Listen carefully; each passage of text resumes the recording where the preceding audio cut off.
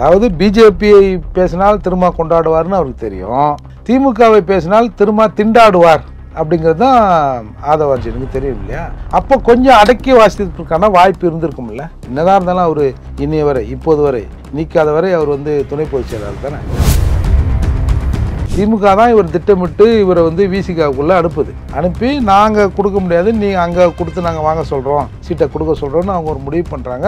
அதுக்கப்புறம் அதில் ஒரு சிக்கல், திமுகவிலையும் சிக்கல் இருக்குல்ல, அந்த சிக்கலால் சீட்டு தடைப்பட்டது. இல்லைன்னா ஆதவ அர்ஜுன் இன்னைக்கு ஒரு எம்பியாக இருந்திருப்பார். அவருடைய வழக்குகள் மற்றது போனது வந்தது அதை சால்வ் பண்ணின்னு அவர் போயிருப்பார். யாரோ ஒருத்தர் எங்கிருந்தோ ஒரு பெரிய பணக்காரன் கோட்டீஸ்வரன் நமக்காக பேசுறாரு அப்படின்னு ஒரு சிம்பதி இன்னைக்கு விடுதலை சிறுத்தைகள் மத்தியில் வந்திருக்கு. அதோட ரிசல்ட் தான் விடுதலை சிறுத்தைகளில் காலங்காலமாக இருந்த மூத்த நிர்வாகிகள் எல்லாருமே விடுதலை சிறுத்தைகள் துணை பொதுச் செயலாளர் எஸ்சி மக்களுக்காக நிற்கிற ஒரு மனுஷன் அப்படின்னு ஒன்று ஐடென்டிஃபை ஆகி போச்சுல்ல. நீங்க அந்த பக்கம் விஜய் பக்கம் போனாலும் யாரும் பெருசா வெளியில யாரும் இல்லை. இவங்க சிக்கல நீங்க ஒன்றும் பெரிய கட்சி இல்லை, 25% ஓட்டு இருந்தா நீங்க பெரிய கட்சியா, கூட்டணி தானே, அந்த கூட்டணி நான் உடைத்து காட்டுறேன்றாரு. அதுதான் இவங்களுக்கு சிக்கல்.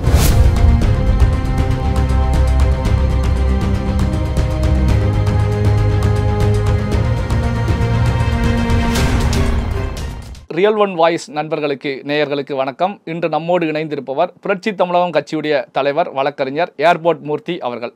வணக்கம் சார். நேற்று அரசியல் களத்தில் ஒரு புயல் அடிச்சிருக்கு அப்படின்னே சொல்லலாம். புயல் அப்படின்னா அந்த புயல் எந்த திசை நோக்கி அடிச்சிச்சு, யாருக்காக அடிச்சிச்சு அப்படிங்கிறத ஒரு யூகிக்க முடியாத நிலையில் தான் இருந்துகிட்டு இருக்கு. காரணம் என்ன அப்படின்னா, அம்பேத்கர் அவர்களுடைய நூல் வெளியீட்டு விழா விகடன் சார்பாக நடத்தப்பட்ட விழாவில் விஜய் அவர்கள் நூலை வெளியிடுறாங்க. அதே நேரத்தில் பார்த்தீங்கன்னா வழக்கறிஞர் சந்துரு, அதே நேரத்தில் அம்பேத்கர் அவர்களுடைய பேரன், அப்படியே தொடர்ச்சியாக நூல்களை வாங்குறாங்க. இந்த மேடையை பொறுத்த வரைக்கும் நூல் வெளியீட்டு விழா அப்படிங்கிறத தாண்டி அரசியல் அப்படிங்கிற விஷயம் அங்கே பெரிய அளவில் பேசப்பட்டிருக்கு. குறிப்பாக விஜய் அவர்களுடைய பேச்சு, இந்த பக்கம் ஆதவ் அர்ஜுன் அவர்களுடைய பேச்சு, ரெண்டு பேச்சுமே ஒரே நிலையில் இருப்பதாகத்தான் பார்க்க முடிகிறது. நீங்கள் எப்படி பார்க்குறீங்க? ரெண்டு பேரும் ஒரே லைனில் தான் இருக்கிறாங்க. ஆனால் நேற்று நாங்கள் பலமானவர்கள் அப்படின்னு அவங்க காமிச்சாங்க. நாங்கள் பலமானவர்கள்னு எப்படி காமிக்கிறாங்கன்னா, திருமாவளவனின் இந்த ஒரு 10 நாட்களான பலவீனம் இருக்குல்ல, இந்த பலவீனம் இவர்களின் பலமாக நிறுத்து கூடியிருக்கிறது. விஜய் பேசும்போது சொல்கிறாரு, இது ஒரு வரம், இந்த புத்தகத்தை என் கையால் வெளியிடுவது எனக்கு ஒரு வரம். அப்போ திருமாவளவன் வாங்குவதோ இல்லை இந்த புத்தகத்தை வெளியிடுவதையோ தவிர்த்தது மிகப்பெரிய சாபம். அப்படியே தான் இன்றைக்கி நிற்கிது. இன்றைக்கி கதறாரு. நீங்கள் பார்த்தீங்கன்னா இந்த புத்தக வெளியீட்டுக்கு முதல் நாள் ஒரு 8 பக்க அறிக்கையை வெளியிட்டதை பார்த்துருப்பீங்க. இதுவரை திருமாவளவன் தமிழக அரசியலில் இத்தனை பக்க ஒரு அறிக்கையை வெளியிட்டிருக்காரான்னா இல்லை. அப்போது அந்த அளவுக்கு பதட்டம். ஏன் இந்த பதட்டம்? இப்போ திமுக சொல்கிறாங்க, சரி சலசல போகிறோம்னு. இல்லைங்க, நான் போய் அங்கே உங்களுக்கு எதிராக அவர்கள் பேசினால் நான் அதுக்கு கவுண்டர் கொடுத்து அதை பேலன்ஸ் பண்ணி, திமுக அப்படிலாம் இல்லை, திமுகவால் தான் இன்றைக்கு சமூக நீதியே கிடைச்சிருக்கு, இன்றைக்கி திருமாவளவன் இந்த பேண்ட் ஷர்ட் போட்டிருக்குன்னு காரணம்னா அதுக்கு திமுக தான், பெரியார் தான் அப்படின்னு சொல்லி நான் இதை மடைமாற்றிட்டு வரேங்கன்னு கூட வந்திருக்கலாம். ஆனால் இப்போ நீங்கள் சொல்கிறத வச்சு பார்க்கும்போது தான், ஆனால் விஜய் அவர்கள் நேற்று மேடையில் பேசும்போது வேங்க வயல் பிரச்சனையை சுட்டி காட்டுறாங்க, சமத்துவம் இல்லை அப்படிங்கிறத சுட்டி காட்டுறாங்க, சமூக நீதி அப்படிங்கிற விஷயத்த சுட்டி காட்டுறாங்க. இந்த மேடையில் திருமாவளவன் அவர்கள் ஏறி இருந்தால் விஜய் அவர்கள் வேங்க வயல் விவகாரத்தை முன்னிலைப்படுத்தும் போது திரும்ப அதை எதிர்கொள்வது சிரமமாகத்தானே? அதுக்கு தான் ஒரு வார்த்தை நமக்கு சிம்பிளாக நம்மகிட்ட இருக்குல்ல சார், சனாதனம். இல்லை, அந்த சனாதனம் குறித்து விசிக கட்சியுடைய துணை பொதுச் செயலாளர் ஆதவ் அர்ஜுன் அந்த மேடையில் பேசுறாங்க. சனாதனம் பிஜேபி மையப்படுத்துவது மட்டும் சனாதனம் கிடையாது, சம உரிமை இல்லாத இடங்கள்ல எல்லாமே சனாதனம் இருக்கு. திருமாவளவன் அந்த மேடையில் இருந்திருந்தா அந்த அர்ஜுன் அதை இப்படி பேசியிருப்பாரா? கொஞ்சம் அடக்கியிருப்பாரா இல்லையா? அதாவது பிஜேபியை பேசினால் திரும்ப கொண்டாடுவார்னு அவருக்கு தெரியும், திமுகவை பேசினால் திரும்ப திண்டாடுவார் அப்படிங்கிறது தான் ஆதவ அர்ஜுனுக்கு தெரியும் இல்லையா. அப்போ கொஞ்சம் அடக்கி வாசிக்கிறதுக்கான வாய்ப்பு இருந்திருக்கும்ல. என்னதான் இருந்தாலும் அவர் இன்னைய வரை இப்போது வரை நீக்காத வரை அவர் துணை பொதுச் செயலாளர் தானே. திரும்ப தானே அவருக்கு அரசியலில் ஒரு முகத்தை கொடுத்துருக்கார். இப்போ நீங்கள் அவர் ஆதவ அர்ஜுன் பேசுகிற போது, நான் 3 போர்க்களங்களை சந்தித்தேன். யார் கூட இருந்தார்? எங்களுக்கு எதிர்நிலையில் இருந்தார், திமுக கிட்ட இருந்தார். திமுக எப்படி கூட்டணி கட்சிகளை எப்படி நடத்தணும், எப்படி அவங்களுக்கு பீசகையில் லெஃப்ட் ஹேண்டில் ஹேண்டில் பண்ணணும், ரைட் ஹேண்டில் யாரை ஹேண்டில் பண்ணணும், ஒரு தட்டிலும் எத்தனை கவலங்களை போடணும், அப்போ எத்தனை கரண்டினா புரியுமா, எத்தனை கரண்டி சோறை போடணும்னு முடிவு பண்ண இடத்துல ஆதவ அர்ஜுன் இருந்தார். அதைத்தான் அவர் சொல்கிறார், நான் எங்கே இருந்தேன்னு உங்களுக்கு எல்லாருக்கும் தெரியும்.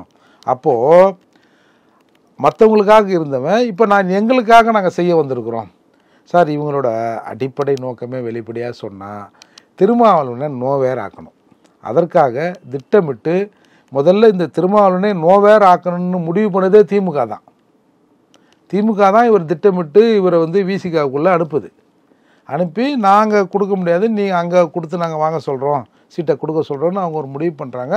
அதுக்கப்புறம் அதில் ஒரு சிக்கல், திமுகவிலையும் சிக்கல் இருக்குல்ல, அந்த சிக்கலால் சீட்டு தடைப்பட்டது. இல்லைன்னா ஆதவ அர்ஜுன் இன்னைக்கு ஒரு எம்பியாக இருந்திருப்பார். அவரோட வழக்குகள் மற்றது போனது வந்தது அதை வந்து சால்வ் பண்ணின்னு அவர் போயிருப்பார். அந்த நிலைக்கு வராத்தால சரி நம்ம வேற ஒரு ஸ்டெப் எடுக்கணும், 2வது ப்ரோக்ராம் நம்ம வந்து நிறைவேற்றுனதுக்காக அவர் விஜயை நோக்கி போகிறார். இன்றைக்கி இவ்வளோ இப்போ வேங்கை வயலில் மக்களை அந்த ஸ்டேஜில் எடுத்தது எவ்வளோ பெரிய அரசியல். இப்போ நாங்குநேரி விஷயம், அதே மாதிரி அந்த எஸ்சி ஊராட்சி மன்ற தலைவர்கள் எங்கெங்கெல்லாம் புறக்கணிக்கப்படுகிறார்களோ அதை மேலே ஏற்றுறாங்க. அப்போது இவ்வளவு நாள் இந்த சமூகத்தின் பிரதிநிதியாக இருக்கிற திருமாவளவன் இதை செய்யலை, இதை செய்வதற்கு வேறொரு சமூகத்தில் பிறந்திருந்தாலும் செல்வ செழிப்பாக வளர்ந்திருந்தாலும் என் மீது எவ்வளவு குற்றச்சாட்டுகள் இருந்தாலும் நான் வந்து இறங்கி வந்திருக்கேன். இதுவரை செய்த பாவங்களுக்கு பாவ மன்னிப்பு தேடுவதற்கு நான் விஜயோடு இணையப் போகிறேன். ஒரு பெரிய மாற்றத்தை கருத்தியல் தான் இங்கே ஆளணும். அப்போ கருத்தியல் தான் ஆளணும்னா திருமாவளவனுக்கு கருத்தியல் தலைமை இல்லையா? இல்லை, அதுதான் கேள்வி எழுது. என்ன காரணம் அப்படின்னா, விஜய் அவர்கள் பேசும்போது அந்த மேடையில் இருந்தவங்களை பொறுத்த வரைக்கும் நீதியரசர், முன்னாள் நீதியரசர் சந்துருவாக இருக்கட்டும், விகடனுடைய சீனிவாசன் சாராக இருக்கட்டும், அவங்கள பொறுத்த வரைக்கும் உன்னிப்பாக விஜய் பேசுவதை கவனிச்சுக்கிட்டு இருக்காங்க. என்ன காரணம் அப்படின்னா, நூல் வெளியீட்டு விழாவில் இப்போ அரசியல் அதிக அளவில் பேசப்படுது, ஆளும் கட்சிக்கு எதிரான விமர்சனங்கள் முன்வைக்கப்படுது. அப்படிங்கிற நிலையில் அவங்க கவனிச்சுக்கிட்டு இருக்காங்க. ஆனால் விஜய் அவர்களுடைய பேச்சை ஆதவ அர்ஜுன் சிரித்து வரவேற்பது போல சிரித்து அதை பார்த்துக்கிட்டு இருக்காங்க. அதுல சிரித்த மிக முக்கியமான நபரா ஆதவ் அர்ஜுன் அவர்கள் இருந்துட்டு இருக்காங்க. திருமாவளவன் அரசியல் குறித்து பேசுகிற போது, அந்த கூட்டணி குறித்து பேசுகிற போது சிரித்த முதல் நபர் ஆதவ் அர்ஜுன் அவர்கள் தான். அதான், அதாவது பாத்தீங்கன்னா அதுதான் ஒரு சந்தேகம் உள்ளது. அப்ப ஆதவ் அர்ஜுன் விசிகா கட்சியில இருக்கிறாரா அல்லது தாவேகா கட்சியில இருக்கிறாரா அப்படிங்கிற ஒரு கேள்வி எழுது இல்லையா சாமானிய மக்களுக்கு? இது போன்ற எண்ணம் தான் தோன்றும் சார். மொக்கைகளை கூர்மையாக்குற வேலை தான் இந்த தேர்தல் ஏற்பாட்டாளர்களா, அது என்ன ஸ்ட்ராட்டஜி மெயின்டெனன்ஸ், அவங்களோட வேலை அதானே. திமுக என்பது ஒரு பாரம்பரியமிக்க இயக்கம். திமுகனால தேர்தலை எப்படி கையாளும்னு எல்லாருக்கும் தெரியும். திமுகனாலே இப்போ ரவுடி கட்சிப்பா, ஐயோ தேர்தலில் அவனு சண்டை போடுவாங்கப்பா அப்படின்ற ஒரு இமேஜ் இங்கே தமிழகத்தில் இருக்குது. அப்பேற்பட்டவங்களுக்கே இவங்க பின்னாடி நின்று அதை தூக்கி விட்டாங்க. ஒரு 10 ஆண்டுகள் தமிழர்களால் தமிழ்நாட்டில் இருந்து புறந்தள்ளப்பட்ட ஒரு திமுகவை கொண்டாந்து ஒரு முதலமைச்சர் ஆக்கியிருக்காங்கல்ல, அது திமுகவின் சாதனையா? இவர்களோட திறமை அது. அப்படி அவர்களை வந்து முன்னணிக்கு கொண்டு வந்தவங்க தங்களை தாங்களே வளர்த்துக்கொள்ளணும்னு முடிவு பண்ண பிறகு எல்லா உத்திகளும் கையாளுவாங்கல்ல. அதன் அடிப்படையில் தான் இன்றைக்கி விசிகாவில் திருமாவளவனுக்கு அடுத்தபடியாக இல்லை திருமாவளவனுக்கு ஈக்குவலாக ஒரு பெயர் உச்சரிக்கப்படுகிறது. ஒருத்தருக்கு செல்வாக்கு இருக்குன்னா அது நிச்சயமாக அர்ஜுன் ஆதவுக்கு தான், வேறு யாருக்கும் இல்லை. இல்லை, அதுதான் இப்போ ஆதவ் அர்ஜுனை பொறுத்த வரைக்கும் விசிகாவில் இருந்துக்கிட்டு விசிகாவுக்கு எதிராக செயல்பட்டுக்கிட்டு இருக்காங்க அப்படிங்கிற நிலையில தான் பெருவாரியானவங்க பார்த்துக்கிட்டு இருக்காங்க. என்ன அதே நேரத்தில் வந்து கூட்டணி தர்மம், அதாவது விசிகா திமுக கூட்டணியில் இருக்கு, கூட்டணி தர்மத்துக்கு எதிராக ஆதவ் அர்ஜுன் அவர்கள் குரல் கொடுக்குறாங்க. நேற்று மேடையிலையும் மன்னர் ஆட்சியை ஒழிப்போம் அப்படிங்கிற கருத்துக்களை முன்வைக்கிறாங்க. இப்படி இருந்தும் விசிகா தலைவர் அண்ணன் தொல் திருமாவளவன் அவர்கள் நடவடிக்கை எடுக்க தயங்குவது ஏன்? என்ன காரணம் அப்படின்னா, அதே நேரத்தில் கட்சியில் வேறு ஒரு முக்கியமான நபராக இருந்தாலும், ஒரு உறுப்பினராக பதவியில் விசிகாவில் இருந்தாலும் உடனடியாக நடவடிக்கை எடுக்கக்கூடிய திருமாவளவன் அவர்கள் இந்த அளவுக்கு போகும்போது நடவடிக்கை எடுக்காம இருக்கிறாங்க அப்படின்னா என்ன காரணமா இருக்கும்? நடவடிக்கை எடுக்க வேண்டிய காலகட்டத்துக்கு திருமாவளவன் தள்ளப்பட்டு இருக்கிறார் சார். அர்ஜுனாவது என் கருத்து தான் அவர் பேசினார், அவரோட டோனில் பேசினார் அப்படின்னு சொன்னவர், அது அவரோட தனிப்பட்ட கருத்துன்னு சொன்னவர். இன்றைக்கு 100% அவர் பேசியது தவறு அப்படின்னு ஒரு ஸ்டேஜுக்கு நீ காலையில் வந்துட்டார். ஆதவ் அர்ஜுனோட நோக்கமே திருமாவளவனாக அந்த கட்சியிலேருந்து எடுத்து நம்மளை நீக்கணும். நீங்கள் அந்த மது ஒழிப்பு மாநாட்டில் பார்த்தீங்கன்னா அர்ஜுன் போகிற போது எத்தனை பேர் வந்து ஆர்ப்பரித்து வந்து கை கொடுத்தாங்க பார்த்தீங்களா? திருமாவளவனுக்கு என்ன ஒரு வரவேற்பு கொடுக்கப்படுமோ, என்ன ஒரு ரிசீவ் பண்ணுவாங்களோ அதே ரிசீவை அன்றைக்கி கொடுத்தாங்க. இப்போது நேற்று கூட்டத்தில் ஆதவ் அர்ஜுன் பேசுகிற போது விசிலடிச்ச கூட்டமும் கைத்தட்டிய கூட்டமும் யார்? அதிகமாக என்னுடைய கண்ணில் பட்டது தாவேகா தொண்டர்கள் அதிக அளவில் பண்ணினாங்க. விசிகா தொண்டர்களும் குறிப்பிட்ட அளவில் துண்டு போட்டவங்க தாவேகா. அதாவது அதோட அந்த கூட்டத்தோட கண்டிஷனு எந்த கொடி கட்சி கொடி அது இது இல்லாமல் ஒரு ஐடென்டிஃபிகேஷன் இல்லாமல் வரணுன்னாங்க. இவங்க தோளில் போட்டு வந்தாங்க. விடுதலை சிறுத்தைகள் எந்த அடையாளமும் இல்லாமல் வந்தாங்க. நீங்கள் அம்பேத்கர் பேரன் பேசுகிற போது கைத்தட்டல் வந்ததா? அதாவது கம்பேர்ட் டு இவங்க கூட ஒன்றும் பெருசாக இல்லை, ஒரு சும்மா லைட்டாக ஒரு ஒப்புக்கு. அதே மாதிரி அந்த நிகழ்ச்சியை ஆர்கனைஸ் பண்ண விகடன் குழு பேசும்போதும் ஒன்றும் இல்லை, சந்துரு அவர்கள் பேசுகிற போதும் ஒன்றும் இல்லை. ஆனால் ஆதவ் அர்ஜுன் ரெட்டியார் பேசுகிற போது ஒவ்வொரு தடவையும் கைத்தட்டல் வந்து இது விஜய் ரசிகர்கள் தட்டுப்பானா? அப்போது விசிகாவில் இருந்து ஒரு கூட்டம் அந்த அரங்கில் இருந்தது என்பது மறுக்க முடியாத உண்மை. எங்கள் அண்ணனே கேட்க மாட்டேறார் சார். இப்போ பொதுவாகவே எல்லாருக்குமே திமுக வந்து இந்த 3-4 வருட ஆட்சியில் பட்டியல் சமூக மக்களுக்கு எதிராக இருக்குது, நம்மளை கண்டுக்க மாட்டுறாங்க. வந்து பல அட்ராசிட்டி நடக்கிற போது திமுக ஒன்றும் கண்டுக்கலை. அதே மாதிரி இந்த பட்டியல் சமூகத்து ஆட்களுக்கு சரியான அங்கீகாரத்தை திமுக தரம் இருக்கிறது என்ற ஒரு எண்ணம் எல்லார் மத்தியிலும் இருக்குது சார். அதை திருமாவளவன் கேட்கல அப்படிங்கிறதும் இருக்குது. ஏன் அண்ணன் கேட்க மாட்டாருன்னு இருக்குது சார். அப்படி இருக்கிற நிலையில் நான் கேட்குறேன் அப்படின்னு ஒருத்தர் கேட்குற போது ஆட்டோமேட்டிக்காக யாராக இருந்தா என்ன? இப்போ அண்ணா திமுகவோடு நின்று நாங்கள் முதலமைச்சர் துணை முதலமைச்சர் ஆனால் தான் ஆவோம், இல்லை திமுகவோடு நின்று துணை முதலமைச்சர் ஆவா தான் ஆகணும்னா எதனா வித்தியாசம் இருக்கா? எல்லாம் ஒன்று தானே.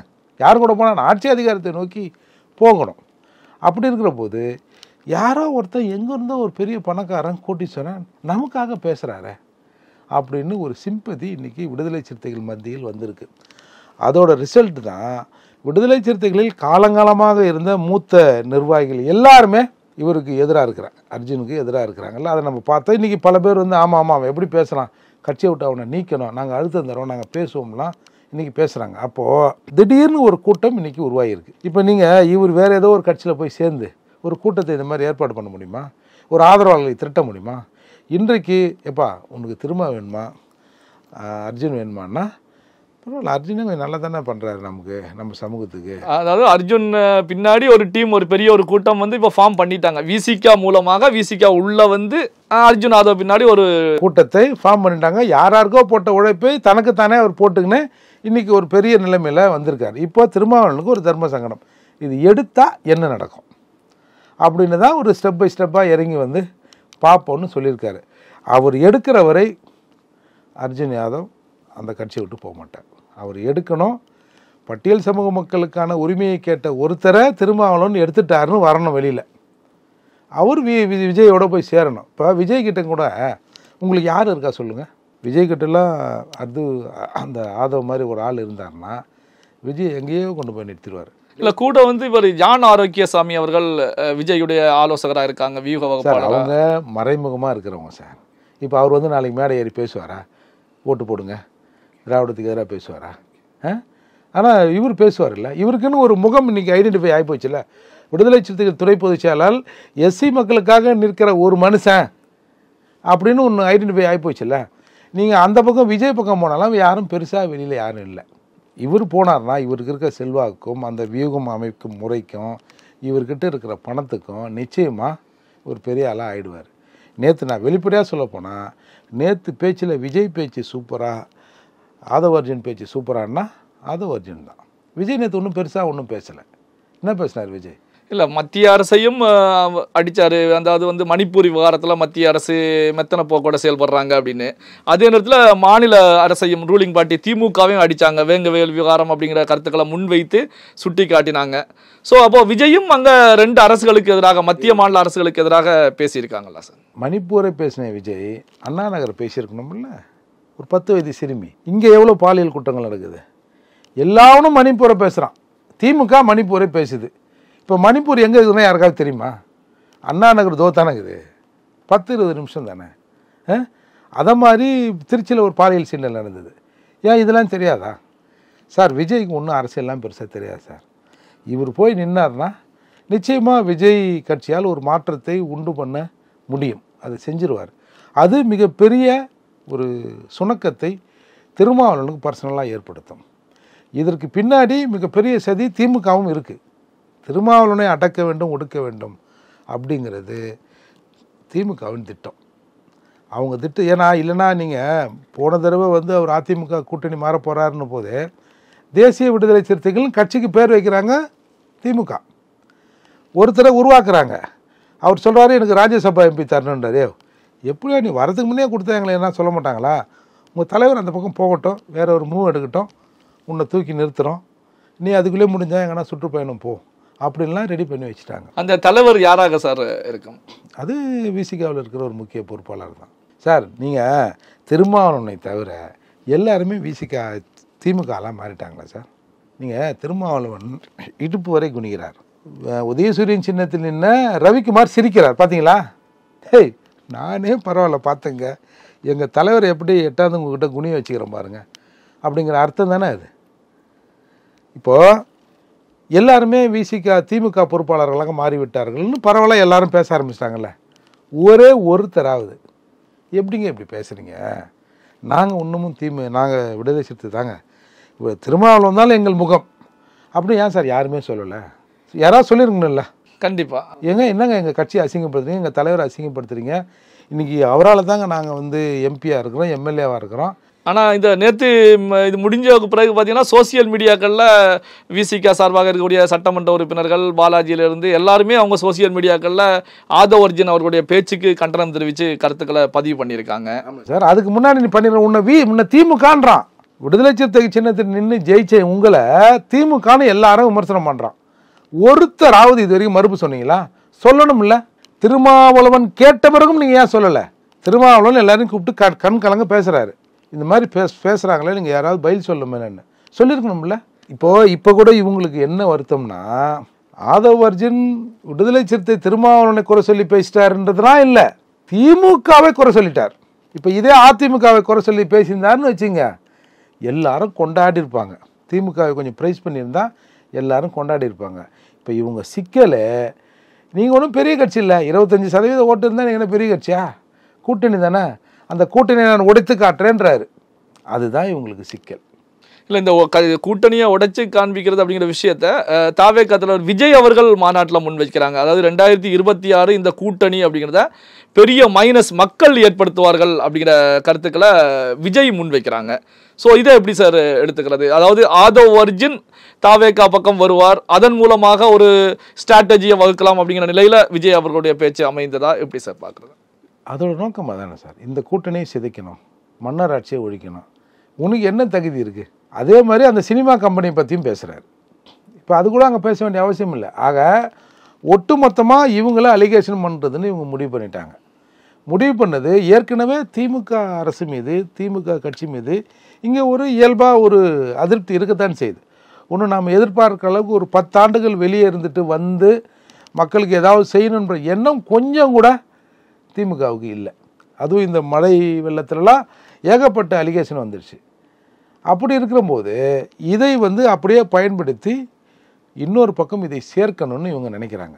இவங்க போய் நாளைக்கு அதிமுகவில் சேருவாங்களா, இல்லை பிஜேபியில் சேருவாங்களா, என்ன வேணாலும் இவங்க கலையிற விடட்டும். ஆக மொத்தம் முதல்ல திமுகவை இங்கேருந்து அப்புறப்படுத்தணும் அப்படின்னு ஒரு முடிவுக்கு வராங்க. அப்படி இருக்கிற போது தான் இங்கே சிக்கலே ஆரம்பமாகுது. பல்வேறு முக்கியமான தகவல்களை நம்முடைய வாசகர்களோடு பகிர்ந்து கொண்டதற்கு நன்றி சார்.